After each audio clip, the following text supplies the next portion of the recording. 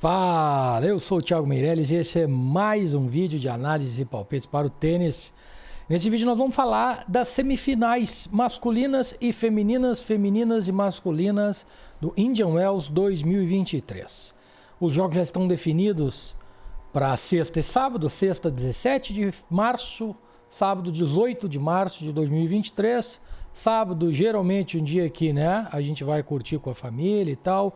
O calor aqui em Porto Alegre segue absurdo. Então, provavelmente eu vou parar no clube, na piscina, graças a Deus, para dar uma descansada e uma refrescada. Então, eu vou aproveitar. Então, geralmente é um dia que complica para mim gravar vídeo. Então, eu vou já aproveitar e gravar tudo junto aqui, certo? Vou falar, obviamente, começando pelo feminino, mas assim, chegamos na reta final, chegamos mais do que na reta final, já estamos vendo ali o cara com a bandeira quadriculada de Indian Wells, já estamos, inclusive, pensando qual é o jogo de pneus, né? Qual é o acerto do carro que nós vamos usar para o Masters 1000 de Miami, que começa já segunda-feira o quali, segunda e terça quali, mesma coisa que Indian Wells, segunda e terça quali, quarta-feira já começa a chave principal, pau na máquina, jogo que não acaba mais. A única coisa positiva, pelo menos para mim, é que os jogos começam um pouquinho mais cedo. Vão começar Miami, o fuso horário é mais ou menos equilibrado com o Brasil. Então os jogos vão começar ali perto do meio-dia, 11 da manhã, mais ou menos por ali, tá? Isso facilita um pouco, pelo menos para mim, né? Se prejudica para alguém, eu fico, sinto muito, mas enfim. Então a gente já está na reta final. Bom, estando na reta final, como qualquer torneio, quem acompanha o trabalho aqui já há algum tempo sabe que eu raramente faço alguma coisa em semifinais e finais, certo? Acredito que haja uma oportunidade na semifinal feminina, tá? E na masculina, não sei se há oportunidade, mas vou explicar o ponto que eu vou ficar de fora, tá? Dos dois jogos. E por quê? Um dos pontos, na verdade, eu quero compartilhar com vocês. Aqui é o nosso resultado do Select até o momento, tá?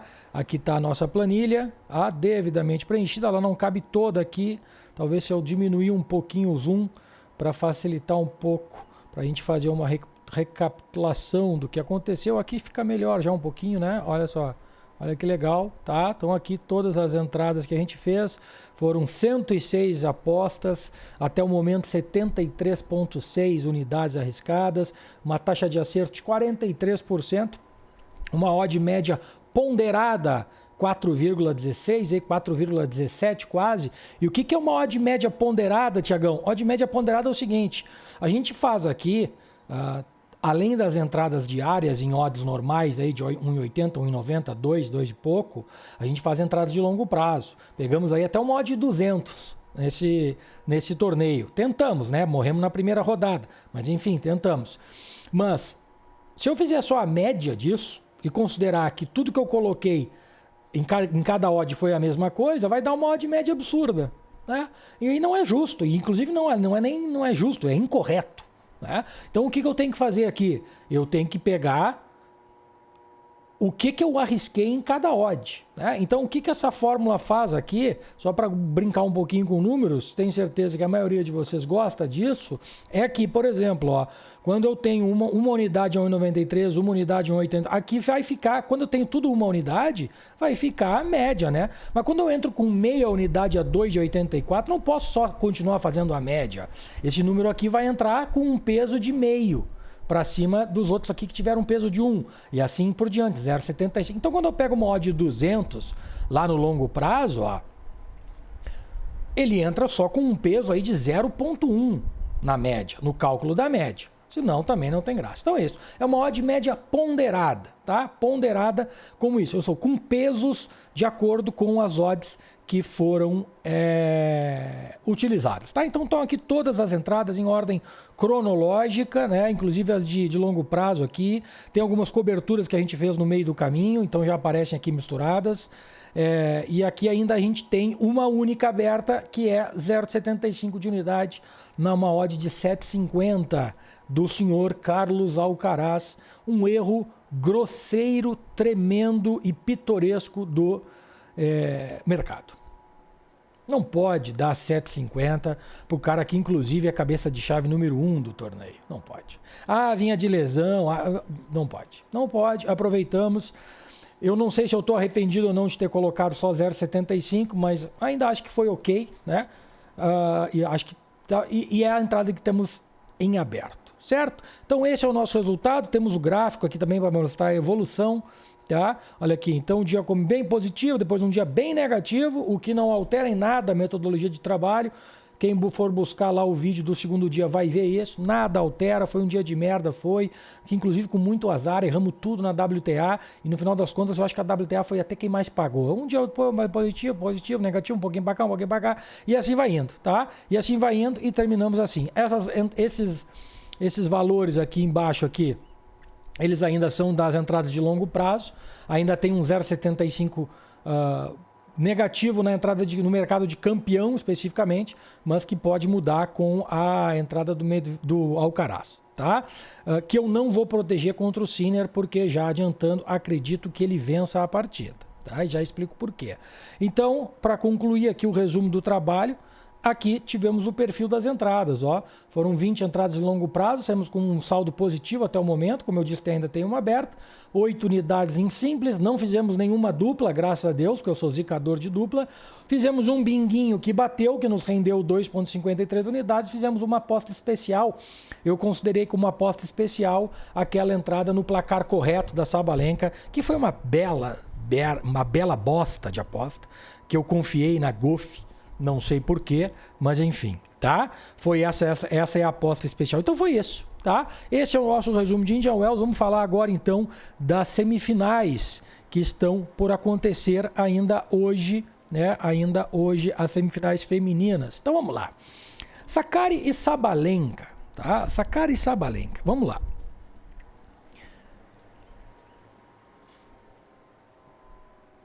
Direto ao ponto. A odd da Sakkari está alta, ponto final. Nessas condições, em Indian Wells, a odd da Sakkari para mim está alta. Agora, por que ela está alta, será? Por que ela está alta, será? Porque a Sabalenka está jogando muito? Porque a Sakkari bateu na trave ou quase morreu em todos os jogos? Porque a Sakkari nunca ganhou uma semifinal, eu acho. Tem talvez o pior recorde, né? O pior retrospecto em semifinais da WTA. Sei lá, são mais de 10 que ela perdeu. E por esse motivo não consegue levantar um título e talvez calar a boca de alguns críticos como eu, que não acham que ela deveria ser número 2 do mundo, como já foi, sem título nenhum. Mas aí é um problema de ranqueamento. Ou qual seria o outro motivo? Sabalenka campeã do Australian Open, em grande forma? Qual seria o motivo? A Sabalenka atropelou a Goff, que foi a única adversária razoável que ela enfrentou, além da Krejcikova, para quem ela perdeu em Dubai. Não, peraí. Né? Desde o Australian Open, a única adversária decente que ela enfrentou não foi a Krejcikova, quem ganhou foi a Iga. A Krejcikova ganhou foi da Iga. Desde lá do Australian Open, a Sabalenka não enfrentou ninguém, né? Enfrentou... sim, perdeu pra Krejcikova em Dubai, sim. Não tô louco.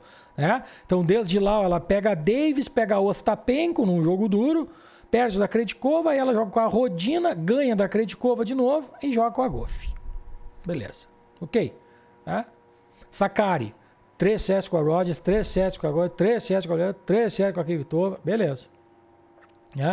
Perde da Pegula, perde da Pliskova. Então, assim, a temporada da Sakkari, ganha de uma Garcia, ganha da Alessandrova, né? Ganha da Zeng, jogo difícil também lá. Perde da Martins, aí vai para Indoor e lá na Austrália perde da Azul. Beleza, ok. Sim, não há dúvidas de que a temporada da Sabalenka é melhor que a da Sakkari. Não há dúvida nenhuma. Não é isso que eu estou querendo começar a montar aqui. No entanto, as últimas 2 vezes que elas se enfrentaram, exatamente em Finals, né? Finals de 21, 2-1 Sakkari. Finals de 22, 2-0 Sakkari. Sim, a temporada de 23 da Sabalenka é bem melhor que a temporada de 22, que mesmo assim a fez chegar no Finals. Mas assim, eu realmente acho que o preço está alto, cara. Assim, eu acho que as condições são boas para Sakkari. A Sabalenka não vai sofrer tanto fisicamente como Pliskova e Kvitova sofreram. Isso também é uma verdade. Então aquele papo de que fisicamente a Sakkari lá no final vai sobrar, como sobrou com a Pliskova e sobrou com a Kvitova, aqui não é verdade. Tá? Mas eu não acho que tinha que ser 3. Assim, o mercado abriu, olha aqui, a 2 e alguma coisa. Não sei porque não está carregando isso aqui. Vamos dar um refresh aqui, vamos ver se vem. Mas olha só, o mercado abriu. Ó, o mercado abriu 2,38 e foi parar 13,40.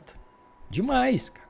2,38 eu já acho justo. Até talvez um pouquinho baixo. Eu acho que a odd da Sakkari tinha que ser 2,50. Eu acho que a Sakkari tinha que pagar 2,50. Tá? 13,40 é demais. Taticamente, o que vai acontecer? Eu imagino que a Sabalenka vai tentar agredir o backhand da Sakkari, como agrediu o backhand da Gauff. Ok? Como até agrediu o backhand da Krejcikova, agora que eu estou me lembrando. E a Krejcikova jogou uma partida muito ruim. Tá? A Sakkari pode jogar uma partida ruim, mas pode jogar uma partida boa. Tá? A Gauff jogou uma partida horrível. Na verdade, nem jogou horrível. A Gauff não conseguiu jogar, porque a Sabalenka não deu tempo para ela respirar. Eu acho que a Sakkari deveria pagar o que deve ter pago a Krejcikova, que eu não me lembro de cabeça, porque eu acho que é mais ou menos por aí, tá? É mais ou menos no mesmo nível. Olha aí, 2,38. É isso aqui, tá? E o jogo pode ser exatamente isso aqui. O jogo pode ser exatamente isso aqui. Eu acho que é um jogo de 3 sets. Eu acho que é um jogo que a Sabalenka ganha no final, sim. Apesar de eu achar que a odd... Quando eu estou dizendo que a odd está alta, eu não estou dizendo que a Sakkari tem que ganhar. Eu só acho que a odd está alta. Vou fazer aposta na Sakkari? Eu não vou. Por quê? É semifinal, eu não gosto de apostar em semifinal. A Sakkari não ganha semifinal de ninguém. A Sabalenka está jogando pra caralho e a Sakkari não fez um torneio bom. Então, eu entendo o que o mercado está me dizendo aqui, mas eu acho que esse conjunto não forma um preço de 1,33 para a Sabalenka. Isso que eu estou falando. Então, assim...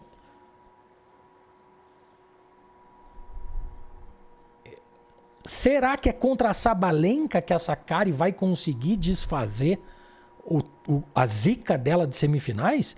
Olha, seria do caralho para ela. Mas certamente ela já teve semifinais mais fáceis para ganhar. Mas, de novo, aí, em Indian Wells, com a quadra lenta como é, eu acho que a Sakkari tem boas chances. Tem muito mais chances do que essas odds aqui representam. É isso que eu estou tentando dizer. Tá? Então é isso que eu estou tentando dizer. Vamos para o mercado. O que a Pinnacle nos oferece aqui? 3,45, 1,36, beleza. A Sakkari pagando 1,90 para ganhar um set da Sabalenka. E o 13,5 a 2,65. Aí fica aquele dilema sempre aqui. O 4,5 eu não gosto. Estou cada vez mais abortando handicaps na WTA. Estou sendo bastante criterioso. Tá? Fui ontem no da Muchova porque eu achava que a Muchova podia ganhar a partida. Mas fui mais prudente, vamos dizer assim. Acabou dando certo o handicap com o 3 sets. Eu não acho que a Sakkari vá ganhar. Eu acho que na hora do pega para capar, a Sakkari vai sentir a pressão. É isso que eu acho. Tá? E talvez, de novo, talvez seja isso que o mercado esteja dizendo assim, cara, não vou dar odd para a Sabalenka, porque a Sabalenka no final vai ganhar. E isso acontece muito. Isso acontece muito. Então, talvez o mercado esteja errado conscientemente aqui do preço. Porque no final deve dar. Agora, 1,90 para a Sakkari ganhar um set. E mais, e até acabou de subir, ó. E mais, 2,67 para ela ganhar um set, considerando que a Sabalenka também ganhe um set, eu acho que é uma bet bastante razoável de se fazer. Bastante razoável de se fazer. Tá? Então, para mim, a melhor bet para se fazer neste jogo é o 3 sets. Porque a Sakkari não ganha de 2-0. E eu acho que as chances da Sabalenka ganhar de 2-0 são menores do que o 2,67, ou aliás, do que o 1,58 nesse caso representa, porque estou admitindo aqui que Sakkari não vai ganhar de 2-0. Ok? É isso. Próxima semifinal. Falando agora ainda de WTA, a gente tem Swiatek e Rybakina. E aqui, assim, não dá para aceitar esse preço da ribaquina. Me desculpa, não dá para aceitar. O papo é relativamente parecido, mas com algumas ressalvas. A ribaquina tem vantagem no head-to-head.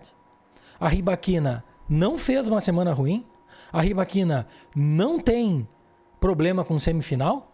A ribaquina ganhou da Iga no Australian Open. Tá? Na verdade não tem vantagem, que isso aqui é exibição, então não vou botar na conta. Então tá 1-1, tá? A mais recente deu ribaquina. Essa aqui é em 2021, antes da ribaquina ganhar um monte de coisa que ela ganhou depois disso, incluindo aí um Wimbledon e um vice-campeonato de Australian Open.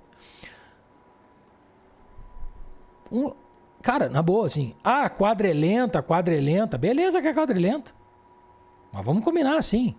Cirstea, Raducanu, Andreescu, Liu. E para mais, assim, para Andreescu ela quase perdeu 7. E para Cirstea ela não quase perdeu 7, mas a Cirstea incomodou de maneira ok. A Raducanu não entrou em quadra. Cara, mas se ela se atrapalhar com alguma dessas adversárias aqui, isso que era o anormal. O normal é a número 1 do mundo, super campeã, pica das galáxias da WTA, ganhar dessas aqui desse jeito. A ribaquina ganha da Kenin, muito bem, um jogo duríssimo. Ganha da Badosa, que é muito boa. Kenin e Badosa, para mim, são melhor que qualquer dessas duas aqui, assim como é a Muchova. E a Gracheva vem numa forma tremenda. E sim, acho que a ribaquina não pode jamais pagar 1,43. Não pode jamais pagar 1,43 contra o Iga Swiatek. Me desculpa, não pode pagar 1,43. Lá, quando elas se enfrentaram no Australian Open, ela pagava 4,33. E o mercado tomou 6,4, 6,4. E eu acho que pode tomar de novo, tá? Eu acho que pode tomar de novo. A bola, assim, o jogo vai ser jogado que hora? De noite. Beleza, um pouco mais lento.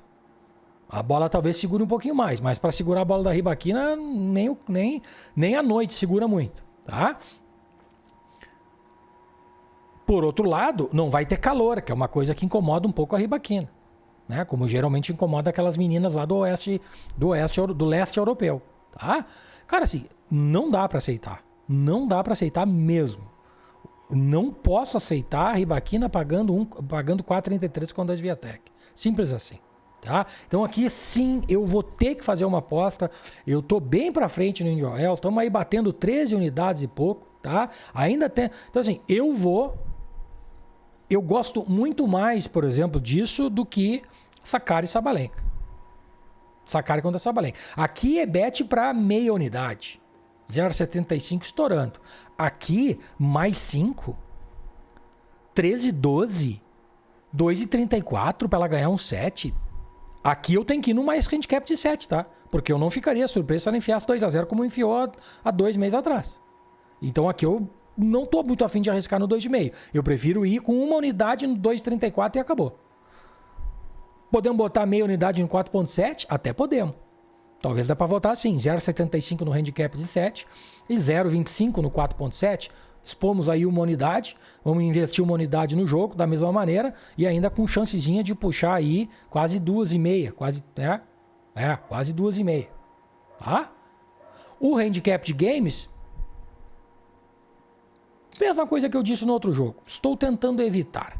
Como eu acho que aqui ela ganha, assim, se ela bateu mais 5, é porque ela ganhou um 7, cara, assim, acho muito difícil esse jogo ficar, mas de qualquer maneira... É assim, ela tomou 6-2 da Muchova, né? Então, assim, primeiro set duro, uma relaxadinha e tal, desencaixa. Daqui a pouco o teu handicap vai pro saco. Apesar do mais 5 ser muito bom, né? Do mais 5 ser muito bom. Mas, escolhas. Eu prefiro isso aqui. Eu prefiro botar uma unidade na rua, 0,25 na vitória, 0,75 no handicap de 7 e deixa feder. Do que botar uma no mais 5 pro uma odd de 1,84. Tu vai sofrer tanto quanto, ou até mais. Porque o handicap de 7, na hora que ela ganhar um 7, bateu. Ah, mas o mais 5 eu posso no 2-0 bater. Claro, é por isso que paga menos. Tem menos risco, paga menos. Tem mais risco, paga mais. Mas aí é uma percepção de valor de cada um e a minha é essa que eu falei. Ok? Vamos falar agora rapidamente então dos masculinos, tá? E a gente vai ter amanhã... o jogo primeiro do Alcaraz com o Sinner, uma reedição daquele jogaço. Discutivelmente o jogo mais o melhor jogo da temporada de 2022, né? Aquele Alcaraz e Sinner no US Open. Acredito que tenha tudo para ser exatamente do mesmo nível, uma disputa tremenda, e acho que deve acontecer a mesma coisa que aconteceu lá. No final, vai dar Alcaraz, fundamentalmente em função do preparo físico. Para quem acompanhou ontem o jogo do Fritz com o Sinner, não sei se vai concordar comigo ou não, mas a minha leitura é que o jogo foi igual o primeiro e o segundo set. O primeiro set foi definido no primeiro game do set. Quando o Fritz entrou um pouquinho frio, o que acontece com muita gente, tomou o break e depois lutou e o Sinner foi salvando o breakpoint, mas conseguiu fechar o set. No segundo set, o jogo continuou parelho, o Fritz sacando melhor, o Sinner até sacando um pouco melhor, mas quando chegou no 4-5, o Fritz deu o bote, o Sinner sentiu a pressão e tomou o break, o que acontece também com a maioria dos tenistas. E o terceiro set, na minha opinião, o Sinner fisicamente caiu. E o Fritz se manteve, ou caiu menos. E começou a jogar melhor que o Sinner, na minha opinião. E teve chance, e teve uma grande chance, que ele fez uma jogada totalmente errada e ele sentiu, e o Sinner ali se recuperou também mentalmente. E ali o jogo mudou. Tava 3-3, eu acho, e dali em diante o Fritz sentiu e tomou o break e o jogo acabou. Eu não acho que o Alcaraz vai dar tanta chance para o Sinner como o Fritz deu, e acho que o Alcaraz fisicamente vai ganhar do Sinner também. Então, eu concordo com a odd, vou torcer para que ela se consagre, não vou fazer nada, porque como eu disse, ainda tem o Alcaraz aberto para campeão, mas também não vejo nenhum valor nas odds atuais aqui. Eu acho que o preço é esse mesmo, tá? Eu acho que de verdade o preço entre Alcaraz e Sinner tem que ser esse. Não pode ser muito diferente desse, tá? O 2-0 alto, sim, acho que não é 2-0. O 3 sets pagando só 2,21, como pagava ontem contra o Fritz, Sinner e Fritz, eu acho que é por aí. O 22 a 1,90 talvez possa ser uma boa bet, tá? Acho que 1,90 aqui pode ser uma boa bet. Não acho que o Fritz, que o Alcaraz enfie 6-4, 6-4 como enfiou no Aliassime. Acho que o Sinner tem muito mais recurso que o Aliassime para levar esse jogo até para um terceiro set. Tá? Mas para mim aqui não tem bet e, como eu disse, repetindo, lá no final deve dar Alcaraz, especialmente pela questão física. Medvedev e Tiafoe, um jogo difícil, assim, porque ainda há preocupação com relação ao tornozelo do Medvedev. Como qualquer lesão, com o passar do tempo e com todos os recursos fisioterapêuticos que esses caras têm hoje em dia, certamente o tornozelo está melhor do que com o jogo contra o Fokina. Que inclusive dito pelo Medvedev na entrevista, no jogo estava melhor que no treino, pré-jogo. Então, certamente o tornozelo melhorou. Então eu não quero levar isso muito em consideração. Tá? Tenisticamente, eu acho que o Tiafoe tem pouca coisa a mais para oferecer do que o Fokina. Talvez ele tenha um pouco de saque a mais. Talvez ele tenha um pouco mais de potência. Mas eu não acho que ele tenha a mesma resistência ou consistência, não física, mas na troca de bola do fundo de quadra. Tá? Ele vai certamente tentar dar o winner. Certamente ele vai tentar terminar os pontos longos. Certamente ele vai ter que ir para a rede para tentar matar os pontos com o Medvedev. E eu não sei se ele tem tudo isso que precisa para ganhar do russo do jeito que o russo está ganhando. Eu não sei se ele tem. E acho, e esperançosamente acredito que eu esteja certo, que o único cara que realmente pode ganhar do Medvedev neste momento é o Alcaraz. Por quê? Já adiantando um pouco do que eu falarei na final, se ela assim acontecer.